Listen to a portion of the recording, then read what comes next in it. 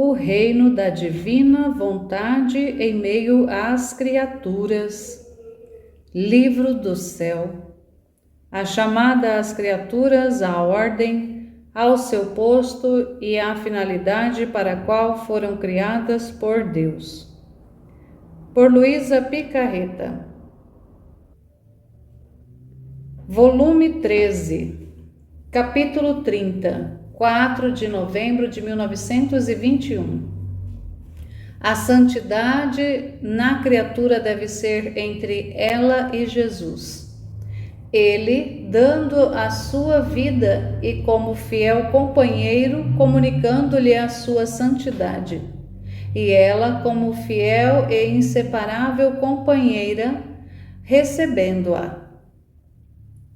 Sentia-me toda fundida com meu doce Jesus e, ao vir, me lancei em seus braços, abandonando-me toda nele, como a meu centro. Sentia uma força irresistível de estar em seus braços e meu doce Jesus me disse: minha filha é a criatura que busca o seio de seu Criador e repousar em seus braços.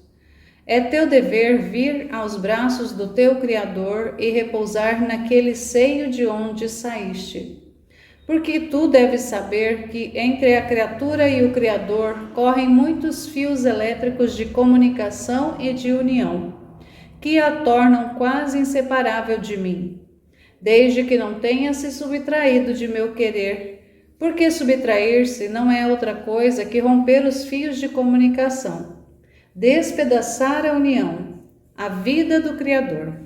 Mais que eletricidade corre na criatura e ela corre em mim.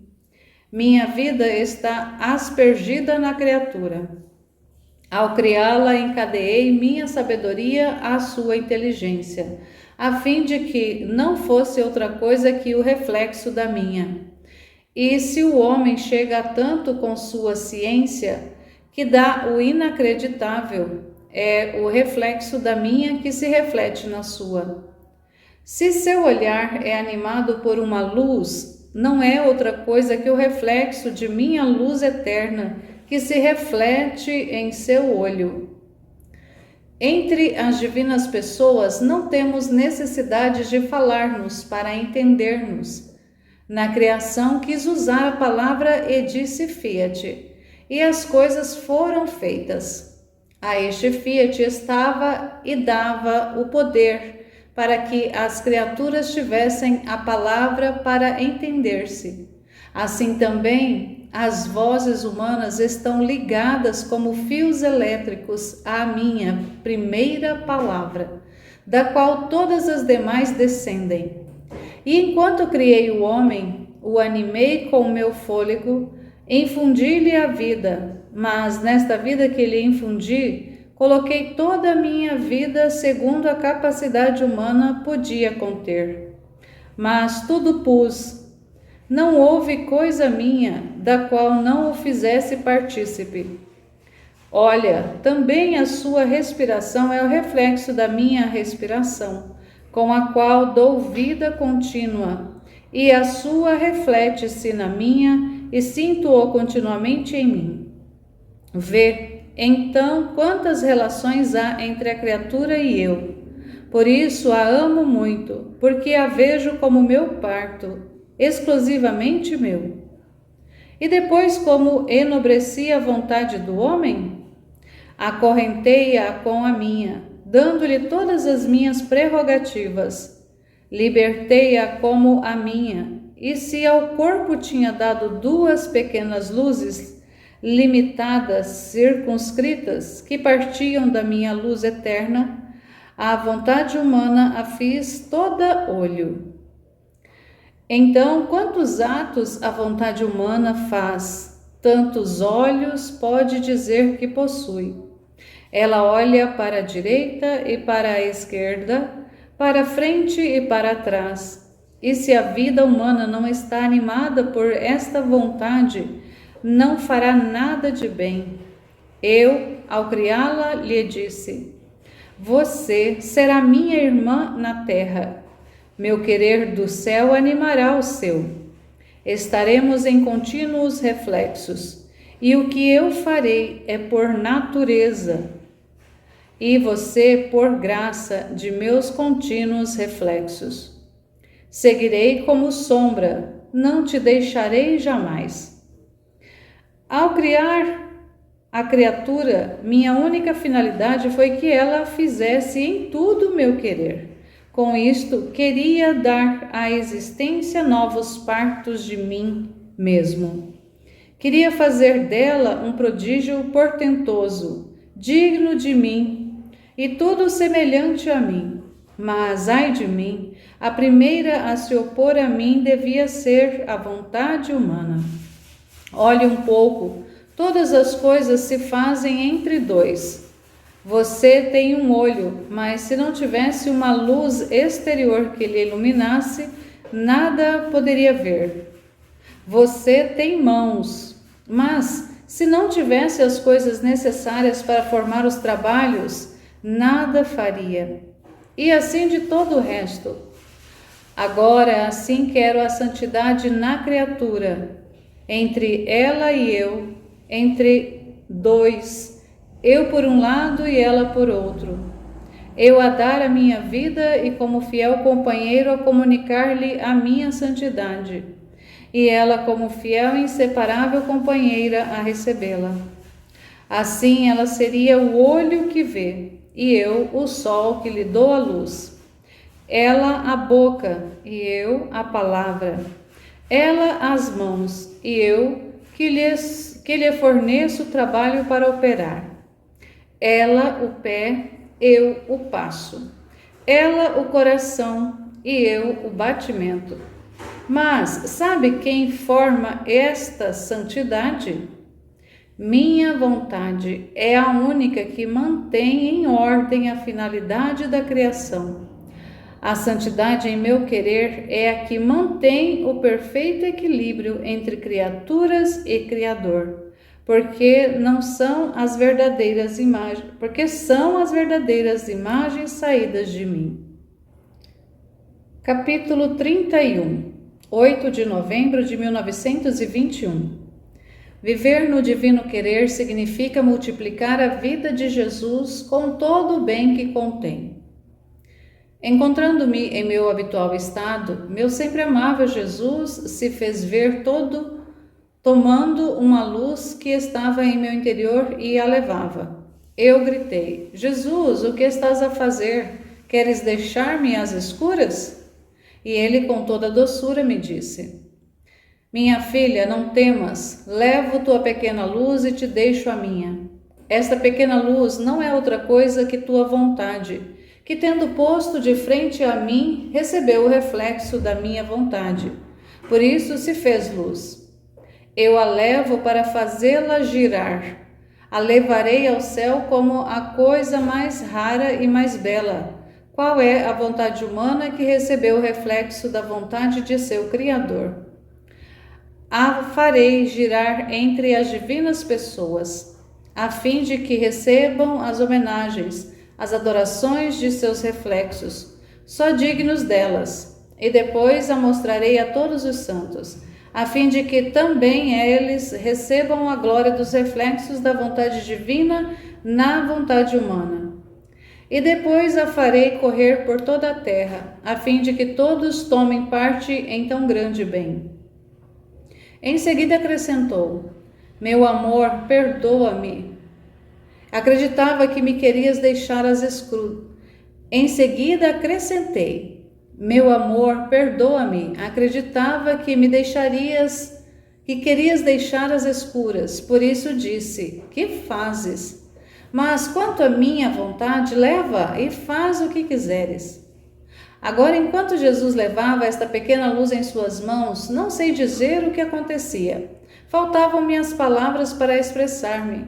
Só recordo que a pequena luz a punha de frente à sua pessoa, e a pequena luz recebia todos os seus reflexos, de modo que formava outro Jesus.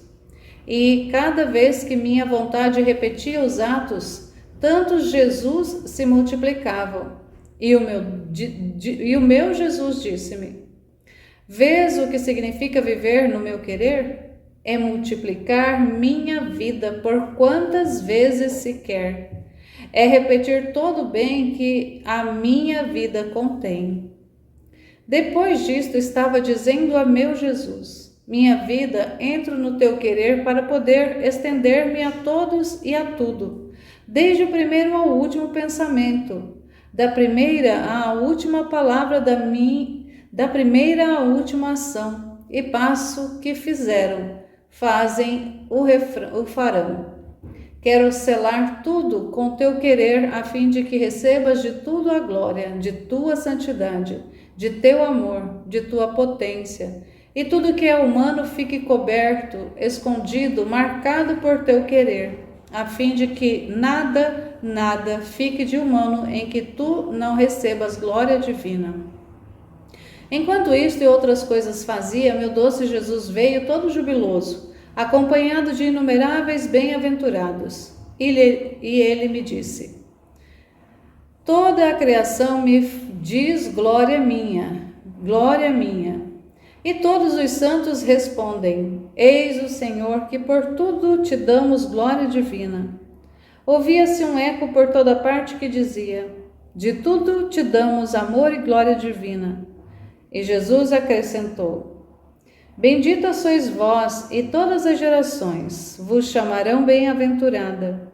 Meu braço fará obras de poder em ti. Serás o reflexo divino, que, enchendo toda a terra, me farás resgatar de todas as gerações a glória que elas me negam. Eu fiquei confusa e aniquilada ao ouvir isto, e não queria escrever. E ele me acariciou e me disse: não, você o fará, eu o quero. O que eu disse servirá para a honra de minha vontade, e eu mesmo quis prestar a homenagem justa que convém à santidade de meu querer. Antes, não disse nada em comparação ao que poderia dizer. Capítulo 32, 12 de novembro de 1921. A santidade no divino querer não tem limites. É a santidade que mais se aproxima ao Criador. Terá o primado sobre todas as demais santidades e será a sua vida. Eu escrevo apenas por obediência, caso contrário não teria sido boa para colocar uma única palavra. Apenas o medo de poder entristecer o meu doce Jesus se não o fizesse. Me dá alento e força. Agora continua falando de seu santíssimo querer e ao vir me disse: minha filha, a santidade em meu querer ainda não é conhecida. É por isso que se admiram, porque quando uma coisa é conhecida, os espantos cessam. Todas as santidades simbolizam alguma coisa das que estão espalhadas na criação. Estão as santidades que simbolizam os montes, outras as árvores, outras as plantas, a pequena flor, as estrelas e tantas outras semelhanças. Todas estas santidades têm seu bem limitado e individual, têm seu princípio e seu fim. Não podem abraçar tudo e fazer bem a todos, como não pode fazer uma árvore e uma flor. Agora, a santidade em meu querer simbolizará o sol. O sol esteve e estará sempre, e se bem teve um princípio em iluminar o mundo, sendo ele luz que teve origem de minha luz eterna. Pode-se dizer que não tem princípio. O sol faz bem a todos, estende-se a todos com sua luz. Não faz particularidade com nenhum. Com sua majestade e com seu domínio, impera sobre tudo e dá vida a tudo. Ainda a menor flor, mas silencioso, sem fazer ruído e quase inobservado. Oh, se uma planta fizesse uma pequena coisa, uma sombra do que faz o sol, como dar calor a outra planta, gritariam todos dizendo que é um milagre. Todos o quereriam ver, falariam dela com espanto. Ao contrário do sol que dá vida e calor a tudo e que é milagre contínuo, ninguém fala dele, nenhum espanto. E isto acontece porque o homem tem sempre os olhos no baixo e as coisas terrenas, jamais no alto e as coisas celestiais. Agora a santidade em meu querer, simbolizando o sol, sairá do centro de minha santidade. Será um raio parido por minha santidade, que não tem princípio. Assim que estas almas existiam em minha santidade, existem e existirão. Estavam junto comigo no bem que faziam. Jamais saíam do raio ao qual as tinha feito sair à luz, não afastando-se jamais de meu querer. Eu me entretinha com elas e me entretendo ainda agora. Minha união com elas é permanente. Vejo-as sobrevoar sobre tudo. Os apoios humanos para elas não existem. Igual que o sol não se apoia em nenhum ponto, vive no alto como isolado, mas com sua luz tudo encerra em si. Assim, estas almas vivem no alto como o sol, mas sua luz desce até o mais baixo, se estende a todos. Eu me sentia como se as decepcionasse se não as fizesse participar, e não as fizesse fazer o que eu faço. Assim que não há bem que delas não desça. Nesta santidade eu vejo minhas sombras, minhas imagens sobrevoar sobre toda a terra, o ar, no céu, e por isso amo e amarei ao mundo, porque espero que minha santidade tenha seu eco sobre a terra, que meus raios saiam à luz e me deem glória completa, devolvendo-me o amor, a honra que os outros não me deram. Mas assim como o sol serão as mais ignoradas, sem nenhum estrondo. Mas se quiserem olhar, será tanto meu zelo que correrão o risco de ficarem cegas e serão obrigados a baixar o olhar para recuperar a vista. Vês como é bela a santidade do meu querer? É a santidade que mais se aproxima do seu Criador. Por isso será o primado sobre todas as outras santidades. Encerrará em si todas as outras santidades juntas, e será a vida de todas as outras santidades. Que graça para você conhecê-la, ser a primeira, como um raio solar, a sair do centro da minha santidade, sem nunca se separar. Graça maior não poderia te fazer, milagre mais portentoso não poderia obrar em ti. Se atenta, minha filha, raio meu, porque cada vez que entras em meu querer e há obras, acontece como o sol quando toca os cristais, tantos sóis neles se formam. Assim, tantas vezes repetes minha vida, a multiplicas, das nova vida ao meu amor. Depois disto, estava pensando entre mim. Nesta santa vontade não se vêem milagres, coisas portentosas das quais as criaturas são tão ávidas e a irem por meio mundo com tal de ter algum, senão que tudo passa entre a alma e Deus. E se as criaturas recebem o bem, não sabem de onde vem o bem. Verdadeiramente são como o sol, que enquanto dá vida e calor e a tudo, ninguém o aponta. Agora, enquanto eu pensava assim, meu doce Jesus, retornando, adicionou, mas com aspecto imponente: que milagres, que milagres! Não é talvez o maior milagre fazer a minha vontade?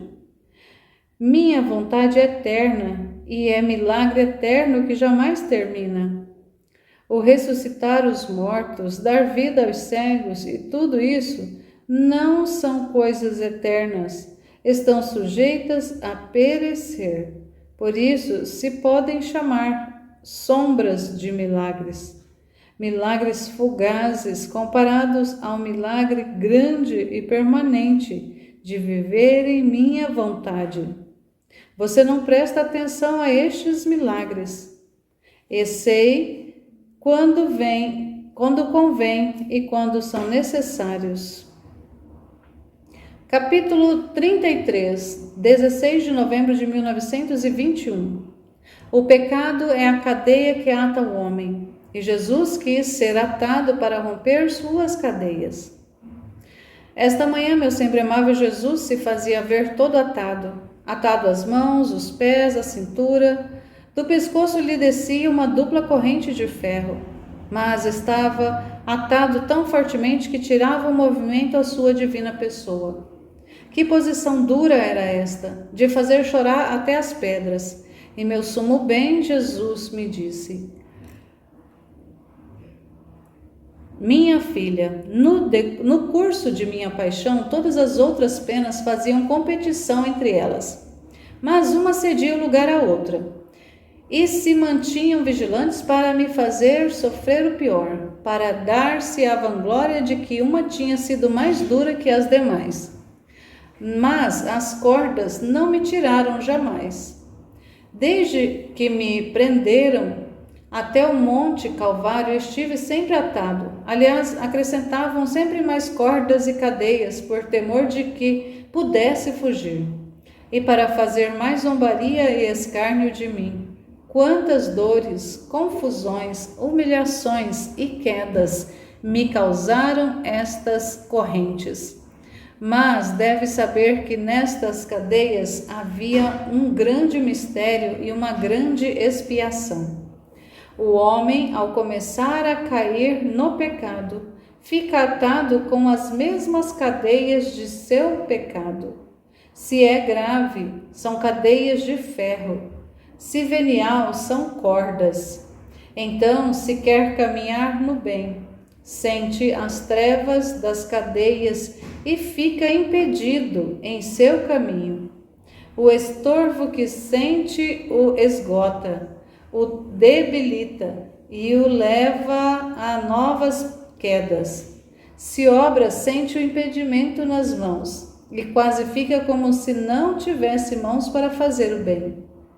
As paixões, vendo-o tão atado, fazem festa e dizem: é nossa a vitória. E de rei que é o homem, o tornam escravo de paixões brutais. Como é abominável o homem no estado de culpa! E eu, para romper suas correntes, quis ser atado e não quis estar em nenhum momento sem cadeias, para ter sempre prontas as minhas para romper as suas. E quando os golpes, os empurrões me faziam cair, eu estendia-lhe as mãos para desamarrá-lo e torná-lo livre de novo. Mas enquanto dizia isto, eu via quase todas as pessoas amarradas por correntes que davam piedade, e rogava a Jesus que tocasse com suas correntes as cadeias delas, a fim de que pelo toque das suas ficassem quebradas as das criaturas. Capítulo 34, 19 de novembro de 1921. Os dois apoios. Para conhecer as verdades é necessário que haja a vontade e o desejo de conhecê-las. As verdades devem ser simples.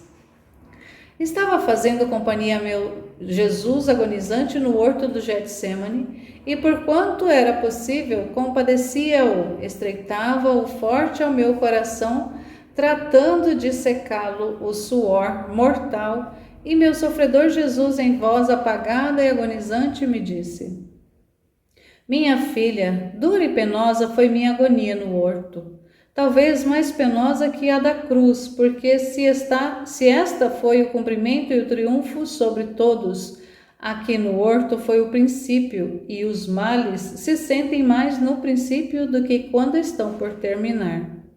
Nesta agonia, a pena mais dilacerante foi quando todos os pecados me foram trazidos um a um.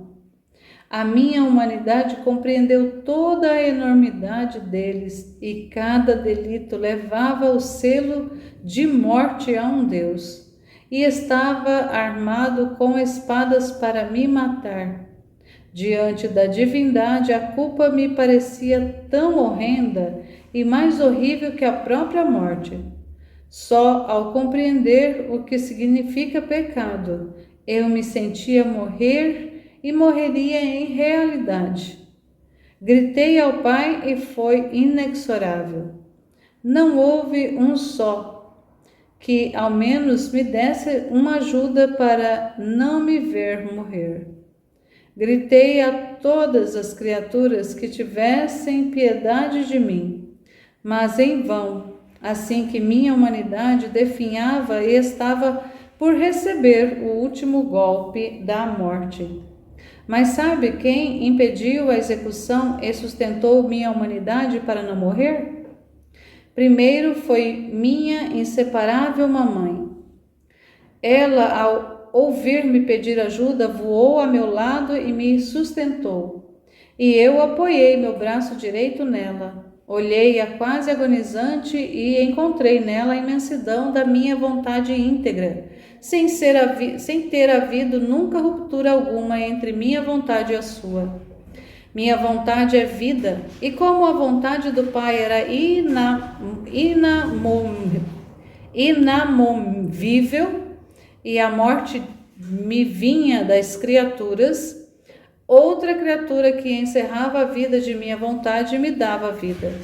E eis que a minha mãe, que no portento da minha vontade me concebeu e me fez nascer no tempo, e agora me dá pela segunda vez a vida para fazer-me cumprir a obra da redenção. Depois olhei para a esquerda e encontrei a pequena filha de meu querer. Te encontrei como primeira, com o séquito das outras filhas de minha vontade. E assim como a minha mamãe, a quis comigo como primeiro elo da misericórdia, com a qual devíamos abrir as portas a todas as criaturas. Por isso quis apoiar nela à direita.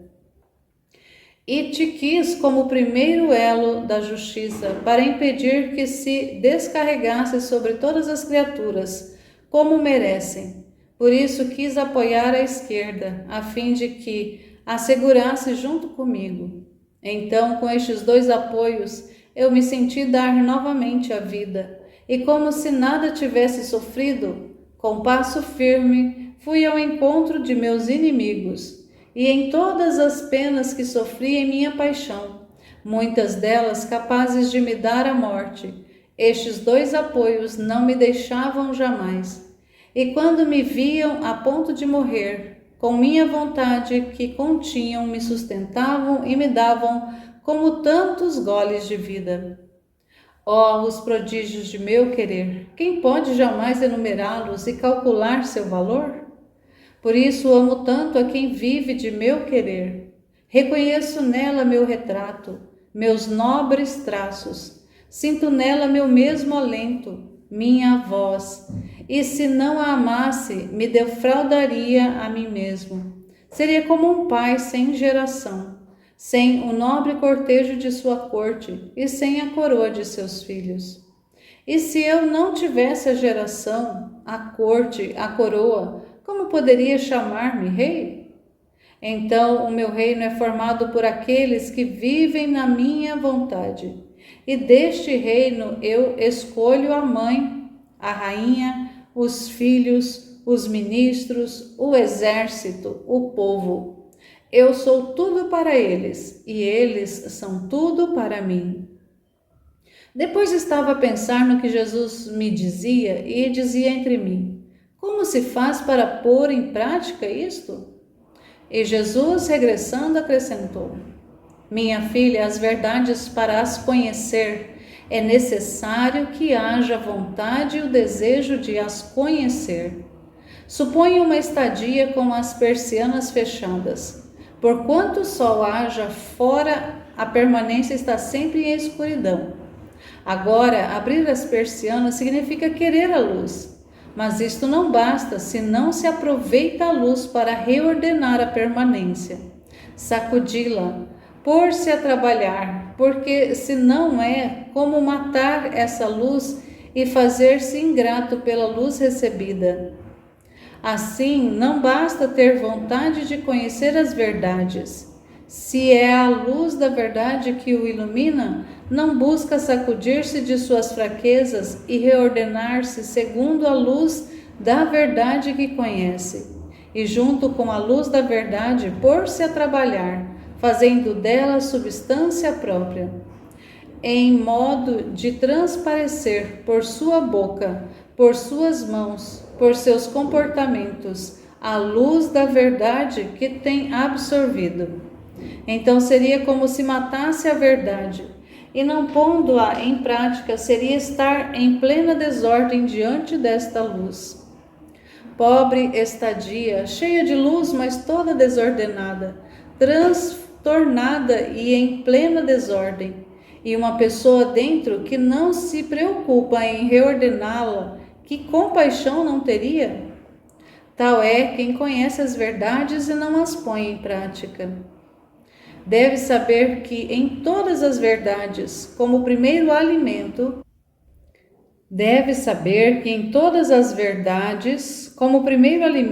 entra a simplicidade. Se as verdades não forem simples, não seriam luz e não poderiam penetrar nas mentes humanas para iluminá-las. E onde não há luz, não se podem distinguir os objetos. A simplicidade não só é luz, mas é como o ar que se respira, que embora não se veja, dá a respiração a tudo. E se não fosse pelo ar, a terra e todos ficariam sem movimento. Assim que se as virtudes, as verdades não levam a marca da simplicidade, serão sem luz e sem ar. Capítulo 35, 22 de novembro de 1921. Os atos feitos na divina vontade são luz. A pena que mais trespassou a Jesus em sua paixão foi o fingimento. Continuando meu habitual estado e passando quase toda a noite em vigília, meu pensamento frequentemente voava a meu prisioneiro Jesus, e ele fazendo-se ver entre densas trevas, tanto que ouvia seu respiro afanoso, sentia a proximidade de sua pessoa, mas não o via. Então procurei confundir-me em sua santíssima vontade, fazendo minhas habituais compaixões e reparações. E um raio de luz mais luminoso que o sol saiu de dentro do meu interior e iluminava o rosto de Jesus. Com esta luz, meu santíssimo rosto se iluminou. Seu santíssimo rosto se iluminou, e fazendo-se de dia, se dissiparam as trevas, e eu pude me abraçar a seus joelhos. E ele me disse: minha filha, os atos feitos em minha vontade são dias para mim, e se o homem com suas culpas me circunda de treva, estes atos, mais que raios solares, me defendem das trevas e me circundam de luz. E me dão a mão para fazer conhecer às criaturas quem sou eu.